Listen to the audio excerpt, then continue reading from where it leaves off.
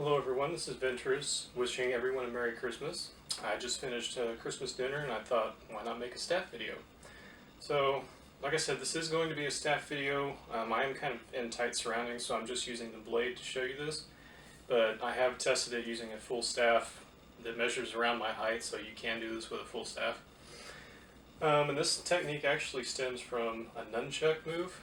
And what it is, I call this move the X stall, but it actually comes from a nunchuck move called the X catch. And what it looks like with a nunchuck is from here to that. And you can kind of see why it's called the X catch, because your hands form an X once it catches. Now this is the actual catch version where you're basically gripping each side of the nunchuck. The stall is that, where one handle is stalling on top of your hand. So taking that technique and applying it to a staff, you can do essentially the same thing. Okay, there's the stall version. You can do the catch version with a staff, but there's not a lot you can do with this. So I would recommend the stalling version, and I'm going to show you a couple things you can do with it, how to get into it, how to get out of it. As a disclaimer, I will say the longer the staff and the heavier the staff, the more difficult this will be, because if you do this move at speed with a lot of momentum, you can actually risk injuring yourself, because momentum is going to want to carry the staff further than what your arms will allow. So you can actually hurt yourself doing this move. So this is how I would recommend practicing it, with just the blade, before trying it with an actual full staff. Now, to get into this move, you usually will do it from that shoulder roll, this move right here. And once you come in front with that move, at this point, you're going to bring in your other hand and catch right there. So shoulder roll, catch. Now from here, the way you're going to get into the X stall is you're going to pass whichever hand is pointing towards the sky. If it was the opposite direction, it would be this hand. You're going to roll that hand over the hand that's pointing, with the palm pointing downwards, okay? So shoulder roll, catch, and this hand is pointing upwards, so it's going to roll over the back of the other hand. And what that's going to do is, it's going to pass the staff between my hands like that, okay? And you're going to carry that even further. It's kind of hard to do it slow, until this hand that was on this side is now gripping on this side. So essentially this hand, it's going to end up in the same exact situation on this side as it did on this side, pointing downwards, okay, like that. This hand, as it's moving over this hand, it's turning over, okay? So I'll try to do this slowly, like that. If this hand was going to catch, you wouldn't turn it over at all. It would just slide over and catch, like that. But like I said, with the catch version, you can't really do much with this, as you can with the stall version, so that's why I'm teaching the stall version. So like I said, the hand that points up to begin with is turning over, and then the staff is just resting on it at that point, okay? So what can you do with this?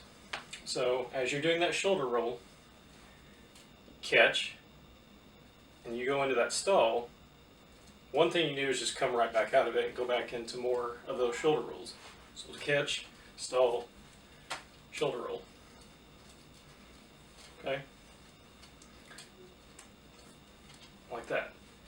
Again, this is kind of hard to do with a shorter blade because it wants to slide around more, but the other thing you can do with this move is, once you go into that X catch, you can actually take it overhead and then do the exact same thing you would to get out of it. Basically, you're just rolling it back away. This hand is coming over again to catch, so X stall, and as it comes back, it's rolling around and catching again. Okay? Now, at no point are you actually letting go of the staff during this move. Both hands basically can maintain contact the entire time. This would probably be classed more as a contact move, in all honesty. If you can see that there. Okay.